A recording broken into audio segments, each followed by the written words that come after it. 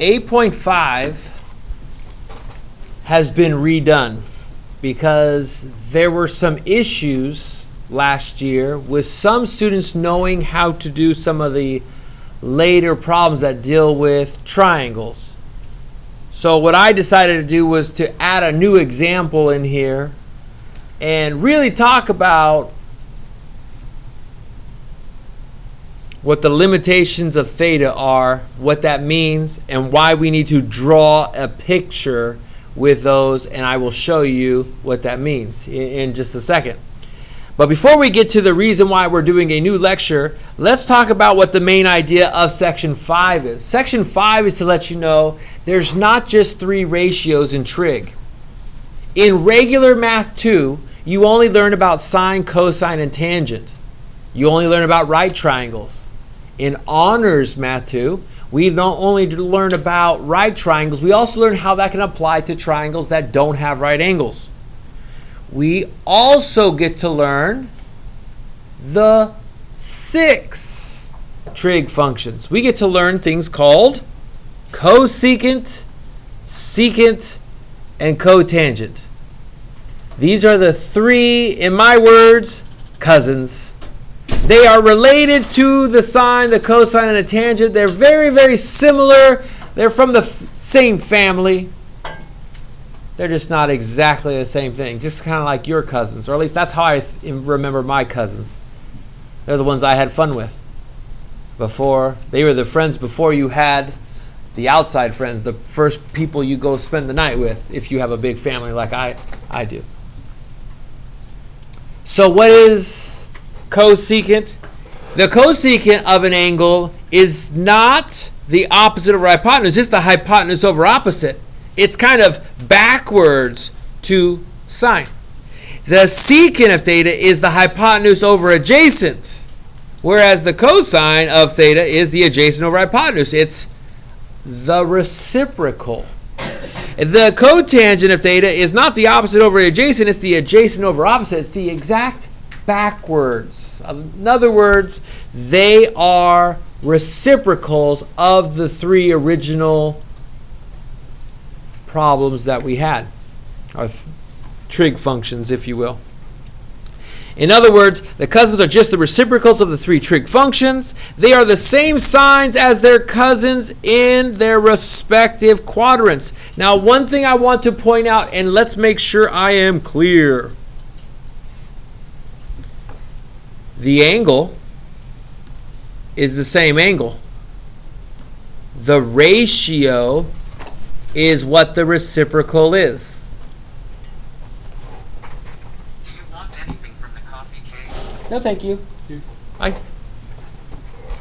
The angle stays the same for cosine and for secant.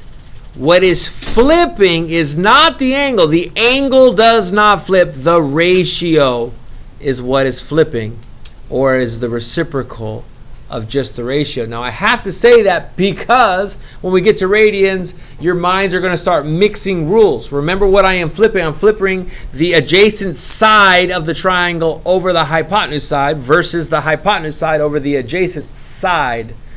That's a ratio. They are their same sign. So the sine is positive in quadrants 1 and 2. So is the cosecant. It's positive in quadrants 1 and 2. The cosine is positive in quadrants 1 and 4, so the secant is positive in 1 and 4. The tangent is positive in quadrants 1 and 3, so the cotangent is positive in 1 and 3. They match the cousins' signs in their quadrants. The reciprocal of sine is cosecant. The reciprocal of cosecant is sine, and vice versa. Cosine with secant, tangent with cotangent, and that's how they're pronounced. These are called reciprocal identities. We're going to go way into more detail with that in Unit 9. We'll be using this a lot in Unit 9, so don't forget these. If you want to start memorizing which ones match with which ones, the one that starts with S has S as the second letter. Cosecant matches with sine. Cosine is the reciprocal identity with secant. Notice it's in the denominator as well. Tangent and cotangent. Now, before we get into anything else and how we're going to use it, you have learned how to do problems on the unit circle. You have learned how to handle ratios that are 1/2, root 2 over 2, root 3 over 2, ones and zeros. But if you deal with a ratio that is not on the unit circle, if you have a 4 over 5, that's not one of the ones on our unit circle. That's not a root 3 over 2 or a root 2 over 2. 4 over 5 is not on the unit circle.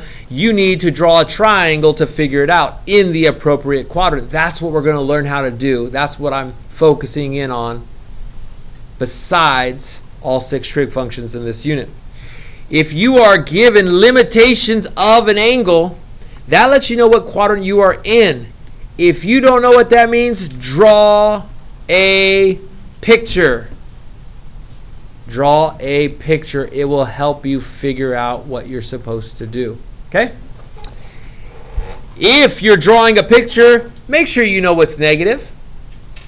In quadrant 2, the cosine is negative. Your x direction is negative. In quadrant 3, the cosine, your x direction, your y direction are negative and negative. And the quadrant 4, the sine is negative. I say that because when I started teaching this, let's say 10 or 12 years ago, the number one mistakes I made as a newbie was forgetting what was negative and what was positive. I'm telling you, that's the number one mistake that a lot of students make. Make sure you remember what's negative. Here we go. Here's example number 1. It has a picture for you. Use this triangle.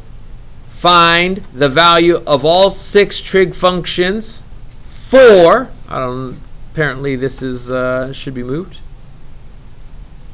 For the given angle. There we go. Now I have the full problem. The sine of angle A is 3 over 5. Is that on your unit circle? Is the ratio 3 over 5 one of these ratios we were working on in section? No. So what that means is we have to draw a triangle to be able to figure out what the ratios are. The sine of angle A, let me switch over to red to make this easier. The sine of angle A, this is your angle A. So this is your opposite, this is your hypotenuse. That means your opposite should be a 3, your hypotenuse should be a 5. That comes directly from Unit 7. There was a Unit 7 test question, and one of the sides was blank. Some of you saw, oh, hey, what do I do when there's a side that's blank? Some of you put a letter there, and I was like, that's not what we're supposed to do. You're supposed to, oh, thank you. Thank you. When there's one side missing from your triangle, what are you supposed to do? You're supposed to figure out what the other side is. If you know 2 sides of a right triangle, you can find the third side using the Pythagorean theorem. A squared plus b squared equals c squared. If you know this is 3 and this is what? This is 5. 3 squared plus little b squared should equal 5 squared. I bet you can figure out what that is. Some of you even have that one memorized.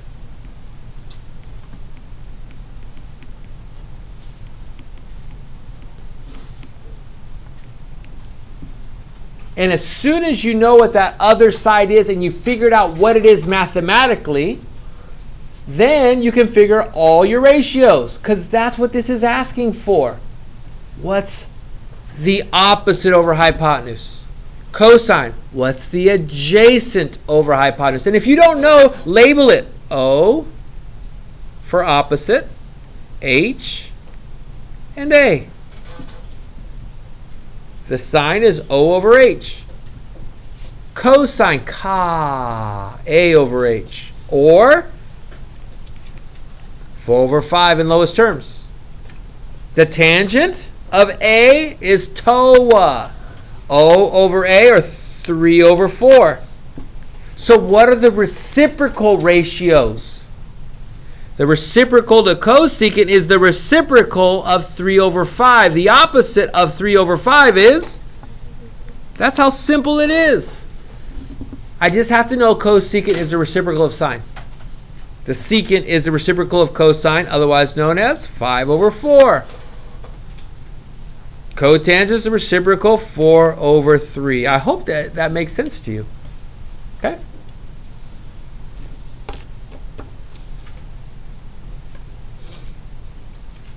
I need to change number 4 because this is what it says in your notes, and you haven't learned radians yet, so it's all something I'm going to be dealing with. I wanted you to change this to 90 degrees. Since you guys don't know radians yet, you'll learn these things later. I want you to change this one to 270 degrees.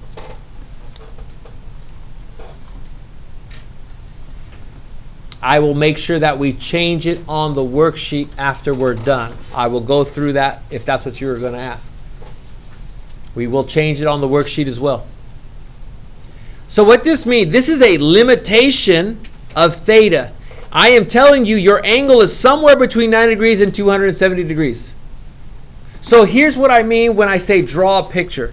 If you think about your angle being between 90 degrees and 270 degrees, and our initial ray for 0 degrees is there, this is where I draw my picture and I say, well, it has to be somewhere between here and there. It has to be somewhere between quadrants 2 and 3 for this problem. And if I look at what they gave me that the tangent of theta is 4 over 5, that the tangent is a positive ratio. Is the tangent positive in quadrant 2 or in quadrant 3? It's in quadrant 3.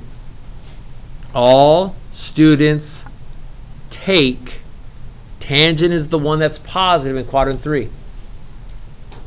So if I think about this angle, okay, the angle, the theta is always the angle pointing towards the origin. I'm going to draw a quick triangle.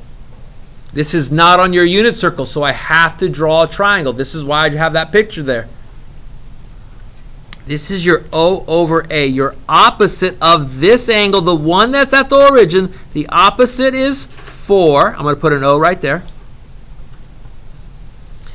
And your adjacent is 5.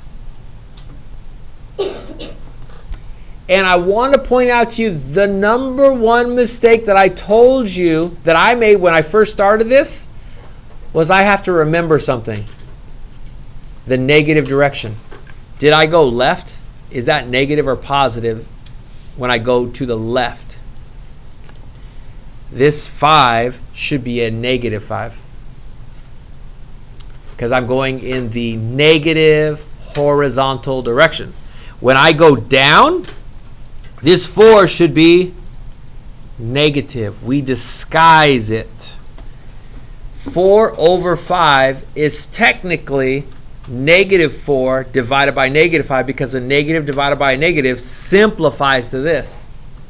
Your radius will always be positive. Every single time. Your radius will always be positive. Once you get here, now, just like before, you have two sides of a right triangle. You need to find the third side. What do? A squared plus B squared. This is not a perfect right triangle. It's not a Pythagorean triple, so we got to work it out.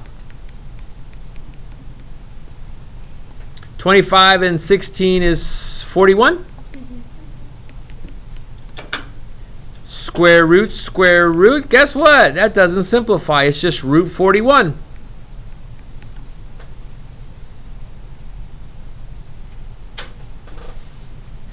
It's also the same thing as our h, right? Now, why is that important? Because now we got to find the sine. The opposite over hypotenuse. I usually will show my work this way. The opposite over the hypotenuse. Is that rationalized? And do you notice that when I put the -4 there, it helps me know that the sign is negative in quadrant 3. That's the, okay, so there's two mistakes that happen a lot. People forget the negative, and people forget to rationalize. We're going to multiply by root 41 over root 41.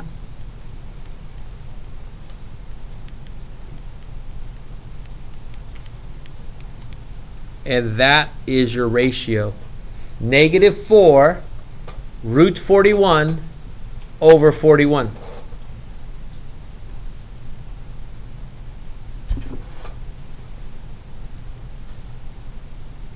You're adjacent over hypotenuse. You got to rationalize.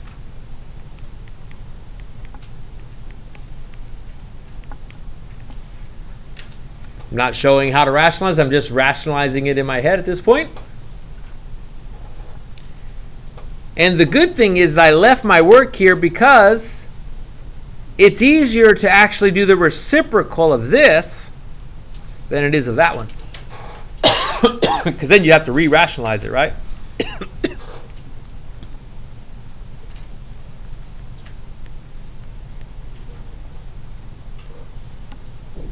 Do the reciprocal of this one.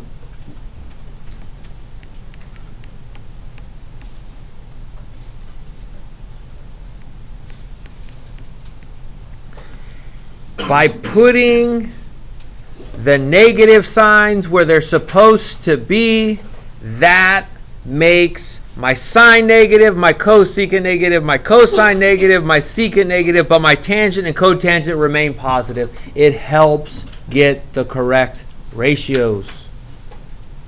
And that's why I redid these notes, just so you know, because that was created major issues. So the last thing that you do is you start looking at all the ratios we did in section 4 and section 3. You can now do with cosecant, secant, and cotangent. Everything is the same. If you're thinking of the unit circle of 0 degrees, if you know how to find the sign, like in my mind, I go, okay, I know where 0 degrees is. I know what the coordinates of 0 degrees are. I'm just going to draw that picture right there. 0 degrees. I have a cosine of 1 and a sine of 0. I'm looking for the cosecant of 0. I have to know the cosecant is the reciprocal of sine. The sine is 0, so the reciprocal would just be the opposite, or instead of 0 over 1, it is 1 over 0. Guess what 1 over 0 is? Doesn't exist. It's undefined. It doesn't have a solution because 1 cut up into nothing pieces doesn't make sense. You have something and you're cutting it up into pieces the size of 0. It doesn't work. It doesn't make sense. The cosecant of 300 degrees, in your mind, this is what I do. I go, oh, I know where 300 degrees is. It's right about here. I'm almost at 360.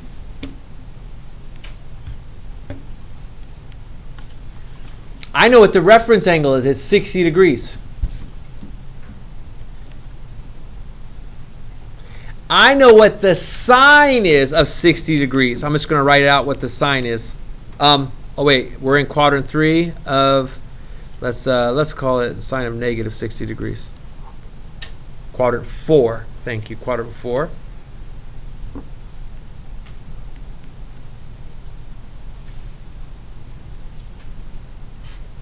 It's negative, why? Because we're in quadrant 4.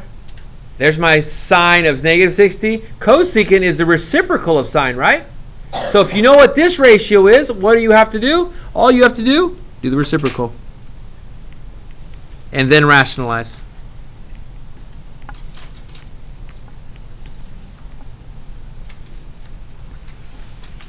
That's as complicated as it gets.